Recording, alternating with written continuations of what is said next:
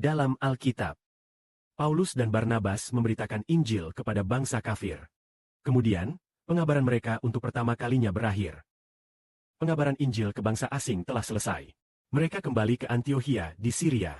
Setelah beberapa waktu kemudian, Paulus berkata kepada Barnabas, "Mari, kita kembali ke kota tempat kita pernah memberitakan Injil Tuhan. Untuk menjenguk saudara-saudara kita di sana, agar kita mengetahui keadaan mereka." Maka, Paulus berencana membawa Barnabas. Tetapi Barnabas ingin membawa Markus, saksi Injil Markus itu. Karena Markus adalah sepupu Barnabas. Namun Paulus tidak senang karena Markus pernah bepergian bersama Paulus dan Barnabas. Dan di tengah perjalanan, dia meninggalkan Paulus dan Barnabas, sehingga Paulus merasa kesal. Tidak ingin Markus ikut. Maka, terjadi perselisihan antara Paulus dan Barnabas. Dan mereka tidak sependapat. Paulus pergi ke satu tempat, sedangkan Barnabas ke tempat yang lain. Lalu, apa arti menjenguk saudara-saudara? Artinya, setelah kita menyampaikan Injil kepada saudara-saudari, dan setelah mereka mendengar serta percaya, kita harus pergi secara berkala. Menjenguk mereka, untuk melihat apakah iman mereka kepada Tuhan kuat atau tidak. Ini seperti seseorang yang setelah menanam pohon, atau menanam bibit. Pada waktunya, ia pergi memeriksa, melihat bagaimana pertumbuhannya, lalu membersihkan gulma di sekitarnya. Demikian pula halnya. Oleh karena itu, Paulus berkata akan menjenguk saudara-saudara yang telah menerima Injil, untuk melihat bagaimana keadaan mereka. Akhirnya, Paulus pergi, begitu pula Barnabas. Meskipun masing-masing menuju ke tempat yang berbeda. Kemudian, Paulus kemudian bertemu dengan seseorang bernama Timotius. Di kota Listra, Timotius bertemu dengan seseorang yang juga bernama Timotius. Apakah saudara-saudara Timotius sudah mengerti?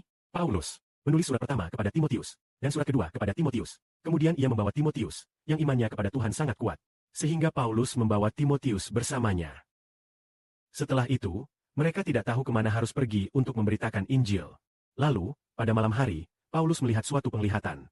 Penglihatan itu menunjukkan bahwa ia melihat seorang perempuan, seorang yang berkebangsaan Makedonia, berdiri sambil memohon kepada Paulus, "Tolong, datanglah ke Makedonia dan bantulah kami. Tolong, datanglah ke Makedonia dan bantulah kami." Penglihatan itu berkata, "Biarkan mereka masuk ke Makedonia." Maka Paulus yakin bahwa itu berasal dari Tuhan. Lalu, mereka pun pergi ke Makedonia. Setelah tiba di sana, selama pengabaran Injil, ada seorang wanita. Wanita itu bernama Lydia. Wanita itu juga menjadi milik Tuhan. Karena ia percaya kepada Tuhan lewat pengajaran Paulus. Wanita itu percaya dan dibaptis. Setelah mendengar Injil dari Paulus sementara ia memberitakannya, dicatat bahwa wanita ini adalah seorang yang berasal dari. Wanita ini berasal dari kota Tiatira. Dan dia selalu menghormati Tuhan. Saat Paulus menyampaikan Injil, ia mendengarkan dengan saksama saat Tuhan membuka hatinya. Dan dia dengan sungguh-sungguh mendengarkan Injil yang disampaikan Paulus. Kemudian, Lydia beserta seluruh keluarganya percaya. Mereka semua pun percaya kepada Tuhan. Kemudian, saudari Lydia sungguh luar biasa.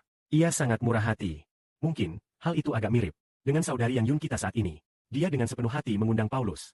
Seraya berkata, "Jika kalian benar-benar percaya kepada Tuhan dengan sepenuh hati, maka undanglah ke rumahku. Silakan datang dan tinggal di rumah."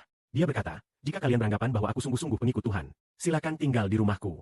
Dia dengan antusias mengundang Paulus beserta saudara-saudara yang menemaninya. Mereka tinggal di rumah Lydia. Inilah Paulus, dalam perjalanan menuju Makedonia. Dalam perjalanan menuju Makedonia, terjadi hal yang paling luar biasa, yaitu mereka tidak tahu mau kemana. Mereka berangkat. Kemudian, Roh Kudus menunjukkan kesan kepada mereka bahwa mereka harus menuju Makedonia.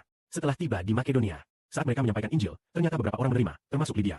Tak disangka, saudari Lydia dengan antusias mengundang Paulus dan teman-temannya untuk tinggal di rumahnya. Hal ini menunjukkan bahwa, wah, betapa beruntungnya Lydia. Karena ia mengundang Rasul untuk tinggal di rumahnya. Maka Tuhan pasti akan, atas kemurahan hati Lydia, pasti memberkati hidup Lydia dengan lebih baik. Untuk memuliakan Tuhan Bapa. Semoga kemuliaan diberikan kepada Tuhan Bapa. Sebenarnya di antara kita ada seorang saudari yang agak mirip dengan Lydia, yaitu saudari yang Yun kita. Dia juga sangat antusias menyambut saudara-saudara. Untuk memuliakan Tuhan Bapa. Amin. Kemuliaan bagi Bapa dan Tuhan. Amin.